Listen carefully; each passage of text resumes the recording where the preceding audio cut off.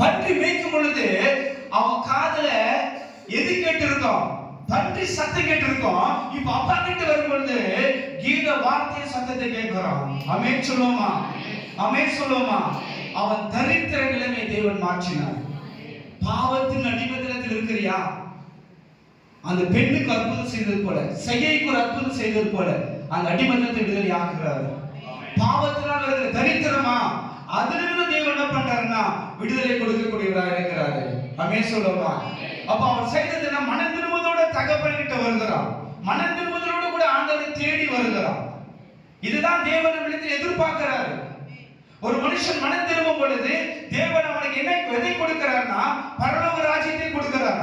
மனம் திரும்புங்கள், பரலோக ராஜ்யம் சமீபமா இருக்குன்னு சொல்றாரு. அப்ப மனம் திரும்புற ஒரு வாழ்க்கை நம்ம வாழும் பொழுது பரலோகமே நம்மளுக்கு நிச்சயமா இருக்கும் பொழுது இந்த இன்மைக்குரிய ஆசீர்வாதத்தை கொடுக்காமல் இருப்பாரா? கொடுக்காமல் இருப்பாரா? இயேசுவின் ஊழியத்தை நீங்கள் பார்த்தாலும், பவுலுடைய ஊழியத்தை பார்த்தாலும், சீஷருடைய ஊழியத்தை நீங்கள் பார்த்தாலும், அவர்கள் முதல்ல பிரசங்கம் பண்ணினது மனம் திரும்புதலை குறித்து தான். யோவான் மனம் திரும்புதலை குறித்து பேசினார். பேதுரு மனம் திரும்புதலை குறித்து பேசினார். மனம் திரும்புதல் மிகவும் முக்கியமாக இருக்கிறது. அல்லேலூயா, அல்லேலூயா. இப்ப அப்பகத்தை வரும் பொழுது மனம் திரும்புதலோடு வரான். நீ ஆண்டவர் ஆராதிக்கிறீல, நீ துதிக்கிறீல, நீ ஜெபிக்கிறீல, சந்தோஷம்.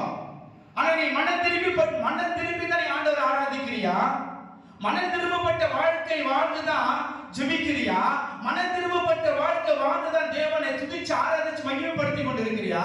மனம் திரும்பல ஆனா பாடுவேன், மனம் திரும்பல ஆனா ஜெபிப்பேன், மனம் திரும்பல ஆனா உபவாசிப்பேன். இப்படி ஒரு ஜீவியம் இருக்கிறதா? எப்படி ஒரு ஜீவியம் இருக்குது? மனம் திரும்புதல் இல்ல, மனம் திரும்பப்பட்ட ஒரு வாழ்க்கை வாழல. ஆனால் வேதத்தை வாசிக்கிறோம், ஆனால் ஜெபிக்கிறோம், ஆனால் உபவாசிக்கிறோம், ஆனால் தேவனை ஆராதிக்கிறோம். இப்படிப்பட்ட ஆராதனைகளை தேவன் ஏற்றுக்கொள்வாரா? சொல்லுங்க, ஏற்றுக்கொள்வாரா? மனம் திரும்புதலோட ஆண்டவர் ஆராதனை பண்ணிப்பார். மனம் திரும்புதலோடு கூட நீ ஜெபம் பண்ணிப்பாரு. மனம் திரும்புதலோடு கூட நீ உபவாசம் இருந்து பாரு. அதுதாங்க உனக்கு ஃபேவரானது. அதுதான் உன்னை ஆசீர்வாதத்துக்குள் நடத்தக்கூடியதா இருக்கிறது. ஆமென் சொல்லுவோமா? ஆமென் சொல்லுவோமா?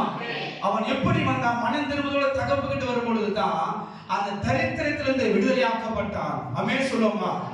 ஆனா நம்ம எப்படி தான் இருப்போம்? எப்படி இருப்போம்னா, பேருக்கு கிறிஸ்தவங்க ஒரு கூட்டம் இருக்கிறாங்க, பேருக்கு கிறிஸ்தவங்க, பண்டகை கிறிஸ்தவங்க ஒரு கூட்டம் இருக்கிறாங்க, ஞாயிற்றுக்கிழமை கிறிஸ்தவங்க ஒரு கூட்டம் என்ன பண்றாங்க இருக்கிறாங்க. எப்படி மனம் திரும்புவாங்க தெரியுமா? கள்ளத்தனமா மனம் திரும்புவாங்க. என்ன தனமா மனம் திரும்புவாங்க? கள்ளத்தனமா மனம் திரும்புவாங்க. கிறிஸ்துமஸ் நியூ இயர் வந்தாச்சு.